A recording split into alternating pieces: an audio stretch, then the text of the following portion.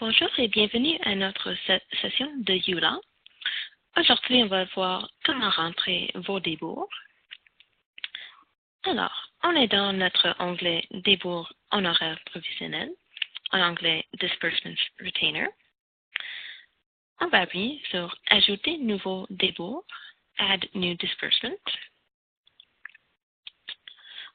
On a plusieurs options pour les débours. Alors, peut-être, on a payé direct de notre compte en fiducie. Alors, on va choisir Paid from Trust, payé de fiducie. On va rentrer notre date, le montant. Disons que c'était 50 $. On a notre méthode de paiement. Pour notre exemple, c'était juste, on a fait un chèque. C'était chèque numéro 0123. On va rentrer description bref. Disons c'était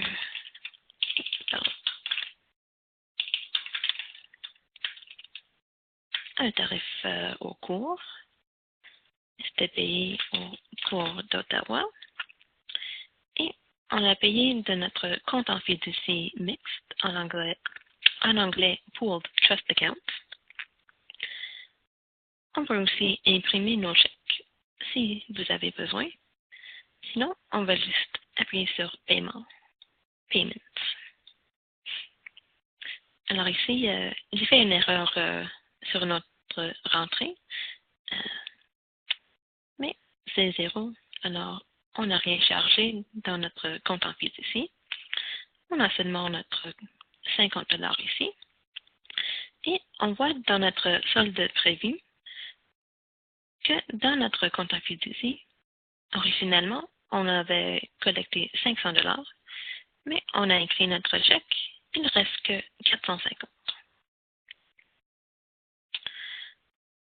On peut aussi ajouter des débours qu'on a payés des autres comptes. Alors, on a notre date,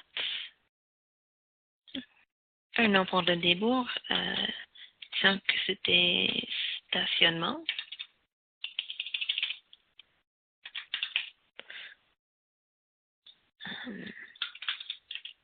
Au cours. On a payé, disons, 10 $ plus taxes. Alors, en haut ici, c'est le montant qu'on va charger notre client. En bas ici, c'est le montant des charges qu'on a payé. Alors, on peut faire une entrée pour cette charge, en anglais Report the Expense. Alors, on a payé le même montant, 10 $ plus taxes. Si on a payé de notre compte, par exemple, général, ou notre carte de crédit pour l'entreprise, Business Credit Card, on a aussi une option si on a payé en espèces, cash. Alors, des petites espèces pour l'entreprise, si vous avez une compte pour ça. Sinon, on a une option qu'on a payé de notre poche, Owner's Pocket. Alors, vous êtes au stationnement, vous avez 15 $ dans votre poche. On peut le catégoriser comme ça. Sinon, disons pour cet exemple, on a utilisé notre carte de crédit de l'entreprise. On avait stationnement ABC. Notre méthode, c'était une carte crédit, credit card. Si on a un numéro de référence, on peut le rentrer et sauvegarder. Save.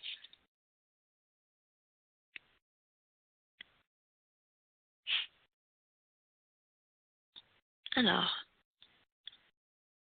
pour des débours, par exemple des photocopies, quelque chose par unité, units, ou par kilomètre, mileage, on peut choisir cette catégorie.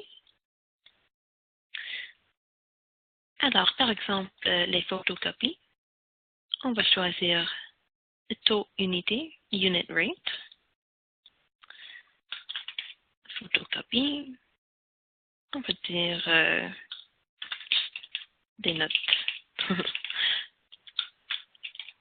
ici. On va lui charger, disons, 25 sous par photocopie. On avait une quantité, disons, de 17 pages. Et encore en haut, c'est ce qu'on va charger notre client. Et en bas, c'est si on a payé nous-mêmes pour un charge, pardon.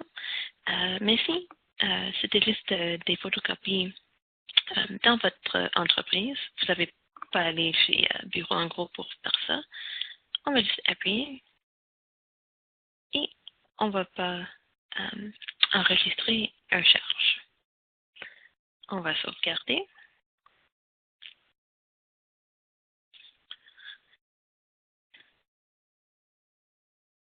Alors, on a une option, si vous avez payé pour une tierce partie, un consultant, des choses comme ça. C'est la même fenêtre, c'est seulement la catégorie, c'est un peu plus spécifique. Et dernièrement, on peut choisir si on a un charge constaté d'avance et on veut l'utiliser. On peut sélectionner en anglais Prepayment to Disbursement, alors prépayé ou constaté d'avance comme débours. Ça, c'est si on a déjà rentré notre charge en avance. On va voir dans une autre vidéo comment rentrer les charges. Et voilà, c'est tout ce qu'on a pour les débours. Alors, on va avoir des autres vidéos pour voir comment générer des rapports et aussi les factures.